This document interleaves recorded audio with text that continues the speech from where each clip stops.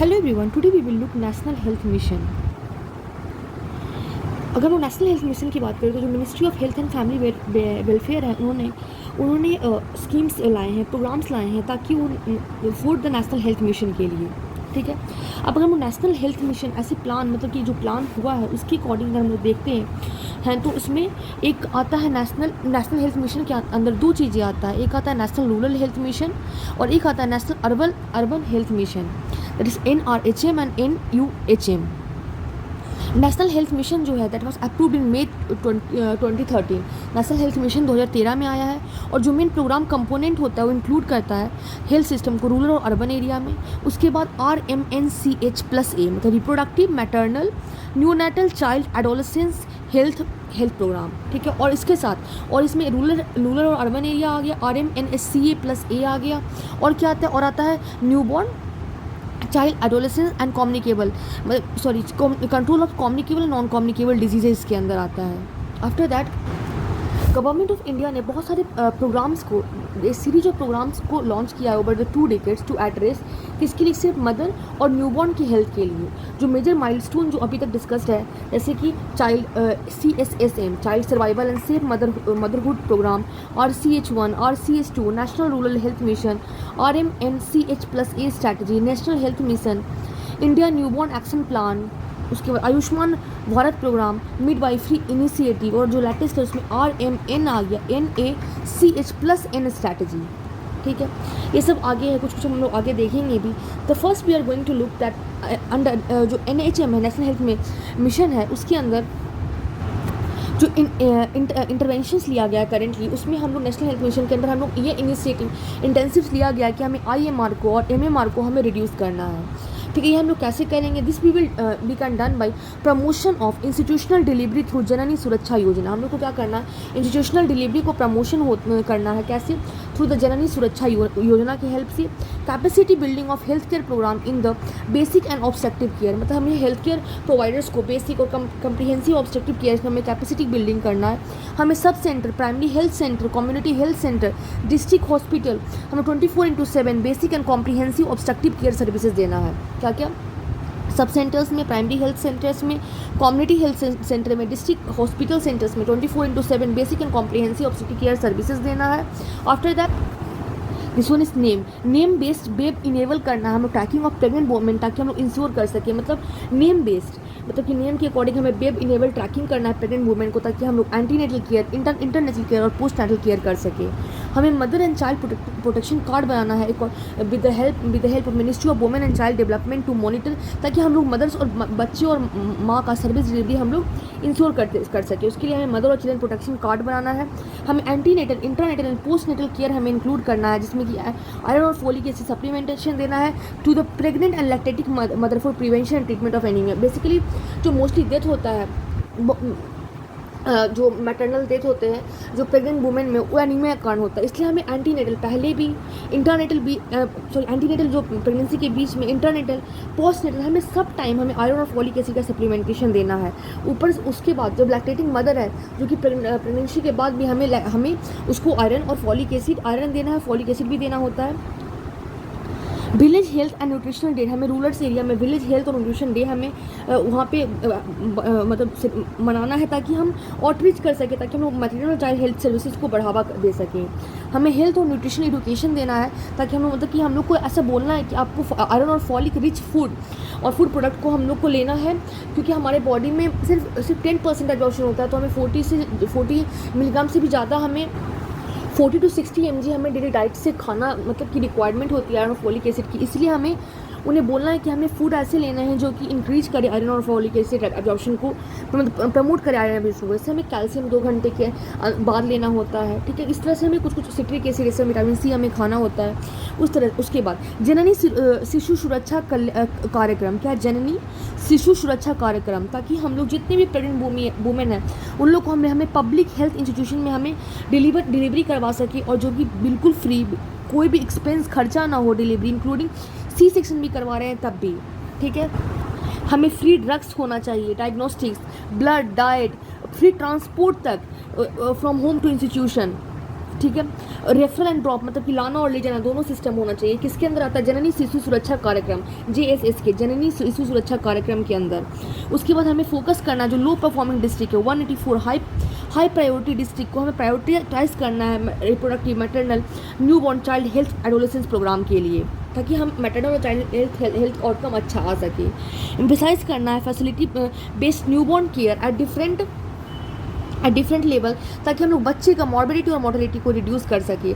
हमें special setting करना है, स्पेशल सेटिंग जैसे कि SNCU that is the special new born care unit, NBSU new born stabilisation unit, NBCC new born care corner at different level NHM के अकॉर्डिंग। कौन सा?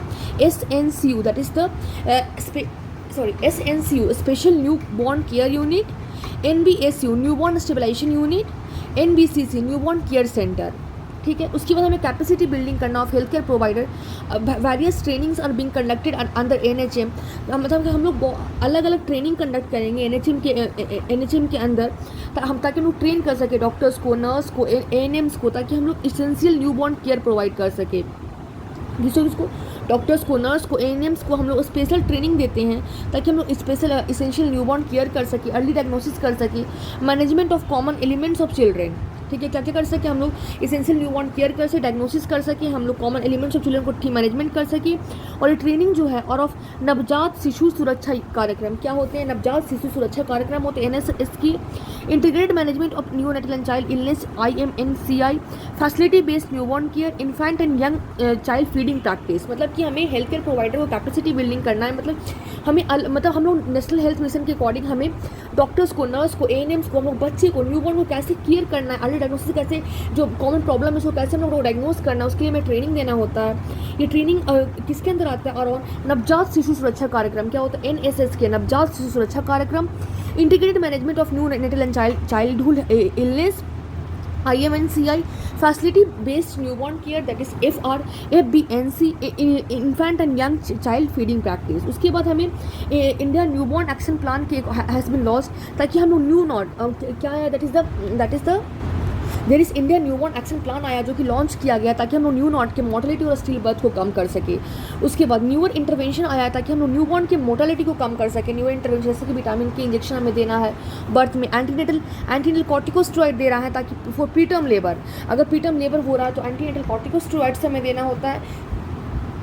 Kangaroo mother care injection, kangaroo mother care is launched, हमें injection देना है gentamicin, ताकि हम लोग यंग इन्फेंट्स को सेप्सिस के से हम लोग बचा सकें। उसके बाद है home based newborn care through ASHA initiate किया गया, ताकि हम लोग मतलब कि प्रैक्टिस कर सके कम्युनिटी लेवल पे, मतलब लोग घर घर जाकर के बच्चे को देख सके और हम लोग मतलब कि रेफ़र कर सके, जो न्यूबॉर्न बेबी है उसको हम लोग अर्ली डिटेक्शन और रेफ़र के लिए हम लोग रेफ़र कर सके उनको। उसके बाद आता है इंटेंसिफाइड डायरिया कंट्रोल फोर्टनाइट, मतलब एक और प्रोग्राम है that is the intensified diarrhoea control programme, जो कि फोर्टनाइटली होता है, जो कि जुलाई और अगस्त में होता है, जिसमें कि हम लोग ORS और जिंक का डिस्ट्रीब्यूशन करते हैं। कैसा करते हैं? ORS और जिंक का डिस्ट्रीब्यूशन करते हैं, ताकि हम लोग डायरिया और फीडिंग प्रैक्टिसेस को हम लोग for the management of diarrhoea and feeding practice. उसके बाद integrated action plan for pneumonia and diarrhoea क्या होता है?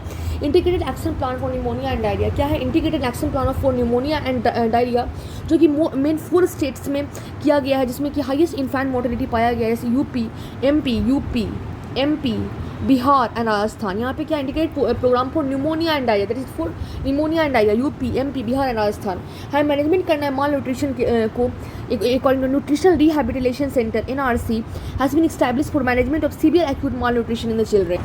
तो ये भी याद रखिए कि there is the management of malnutrition, that is nutritional rehabilitation centre. हम लोग क्या करेंगे? Nutritional rehabilitation centre is there is open management, ताकि हम लोग माल न्यूट्रिशन को हम लोग मैनेज कर सके। उसके बाद हम लोग को appropriate infant and young child feeding practices, मतलब कि किस तरह से बच्चे को और यंग चाइल्ड को फीडिंग प्रैक्टिसेस क्या होना चाहिए, उसके लिए ministry of women and health and child development is promoted. ठीक है। उसके बाद some programme for control of communicable and non communicable disease, कुछ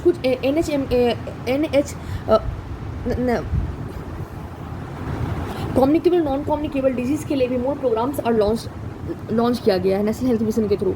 उसके बाद universal immunisation programme that's called as UIP, vaccination protect करता है बच्चे को बहुत तरह के डिजीज़ से। याद रखना TB, pertussis, diphtheria, polio, tetanus, hepatitis B, HIV, measles, Japanese encephalitis in endemic districts. ठीक है। ऐसे यहाँ पे इंडेमिक लो परफॉर्मिंग डिस्ट्रिक्ट्स पढ़े थे, यहाँ पे इंडेमिक डिस्ट्रिक्ट्स पढ़ रहे हैं। क्या क्या? That is the tuberculosis, diphtheria, pertussis, polio, tetanus, hepatitis B, Hib, measles, Japanese encephalitis in endemic district. और इन्फेंट्स को इम्यूनाइज करना है against this 9 vaccine preventable disease every year. कितना? 9 वैक्सीन प्रिवेंटेबल, 9 हो गए। TB, diphtheria, pertussis, polio, tetanus, hepatitis B, Hib, measles, Japanese encephalitis.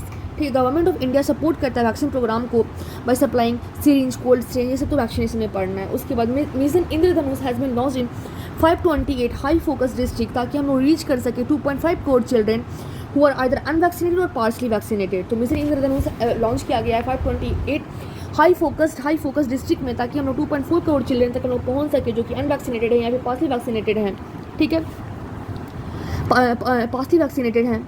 Those that have not been covered during the मतलब कि जिनको रूटीन इम्यूनाइजेशन के time में नहीं immunisation किया गया, ठीक है ना, they will be fully immunised against 8 life threatening disease but vaccine preventable disease which include diphtheria, whooping cough, tetanus, polio, tuberculosis, measles, HIV B and hepatitis B. ठीक है, और उसके बाद जो वैक्सीन अगेंस्ट जापानीज इंसेफेलाइटिस है वो provide किया गया सेलेक्टेड डिस्ट्रिक्ट और स्टेट ऑफ द कंट्री में। प्रेग्नेंट वुमेन को भी इम्यूनाइजेशन करना होता है उस समय इम्यूटेटनेस के according. After that, mother and child tracking system, that is MCTS, name mother and child tracking system has been put किया गया है, ताकि that is web based, ये मतलब इंटरनेट बेस्ड होता है, जो कि इंश्योर करता है रजिस्ट्रेशन एंड ट्रैकिंग ऑफ जितने प्रेग्नेंट वुमेन हैं और न्यू बॉर्न बेबीज़ हैं, ताकि हम लोग उनको रेगुलर और कंप्लीट सर्विस हम लोग प्रोवाइड कर सके। उसके बाद राष्ट्रीय बाल स्वच्छता कार्यक्रम। क्या है राष्ट्रीय बाल स्वच्छता कार्यक्रम? ये हेल्थ स्क्रीनिंग है और अर्ली इंटरवेंशन सर्विसेज है, जो कि हम लोग प्रोवाइड किया गया comprehensive care to all the children in the age group 0 to 18 years में। कितना में? 0 to 18 ईयर्स में इन द कम्युनिटी। ये पर्पस होता था कि हम इम्प्रूव कर सके quality of life of the children through early detection of birth defect, disease, deficiency, developmental delay including disability. तो क्या है राष्ट्रीय बाल स्वच्छता कार्यक्रम? क्या है राष्ट्रीय बाल स्वच्छता कार्यक्रम? राष्ट्रीय बाल स्वच्छता कार्यक्रम RBS के जो है वो हेल्थ स्क्रीनिंग के लिए किया गया है और अर्ली प्रिवेंटिव सर्विसेज के लिए करते हैं, जिसमें कि हम लोग को 0 से 18 साल के बच्चे को हम उसमें केयर करते हैं और हम लोग केयर करते हैं डिजीज़ को लाइफ हो चले, जैसे कि डायबिटीज़, मतलब कि जो भी early detection of birth defects है, डिजीज़ है, डेफिशिएंसी है, डेवलपमेंटल डिले है, इंक्लूडिंग डिसेबिलिटी। उसके बाद national iron plus initiative through life cycle approaches age and dose specific IFA supplementation programme is been implemented for prevention of anemia among the vulnerable group like under 5 children of 6 to 10 years of age group, adolescents, pregnant and lactating women and women in the reproductive age, along with the treatment of anemic children and pregnant mother as the health facility। मतलब national iron plus initiative के according हमें life cycle approach age और dose specific iron folic acid supplementation programme हमें impart करना होता है, ठीक है ना। किसके अंदर? अंडर 5 बच्चे को, चाइल्ड ऑफ 6 to 10 ईयर्स को, एडोलेसेंट्स को, प्रेग्नेंट एंड लैक्टेटिंग वुमेन्स को, वुमेन रिप्रोडक्टिव एज को, ठीक है ना।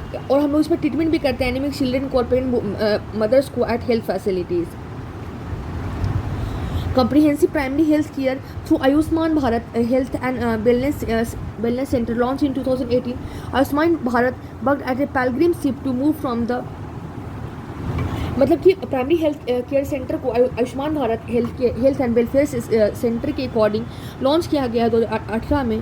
और ये जो आयुष्मान भारत है एम करता है to preventive, promotive and ambulative care, किसे प्राइमरी हेल्थ सेंटर में, सेकेंडरी में और टर्सरी में level by adopting and community of care approach, ठीक है। और इसमें हम लोग मैनेजमेंट करते हैं क्रॉनिक इलनेस को including non communicable disease, tuberculosis, leprosy, okay. Now what is the target of National Health Mission? National Health Mission का टारगेट होता है कि हमें रिड्यूस करना है IMR को, to reduce the IMR by 25, that is the 25 per 1000 live births, reduce MMR by 1 per 1000 live birth, हमें reduce करना टोटल फर्टिलिटी को 2.1 से, reduce annual incidence and mortality from the tuberculosis by half, reduce prevalence of leprosy to less than 1 by 10,000 population and incidence of 0 in all district, annual malaria incidence to be less than 1 by 1,000, less than 1% microfilaria prevalence in all the district, Kala elimination by 2015, less than 1 case per 10,000 population in all the blocks. This was all about NHM.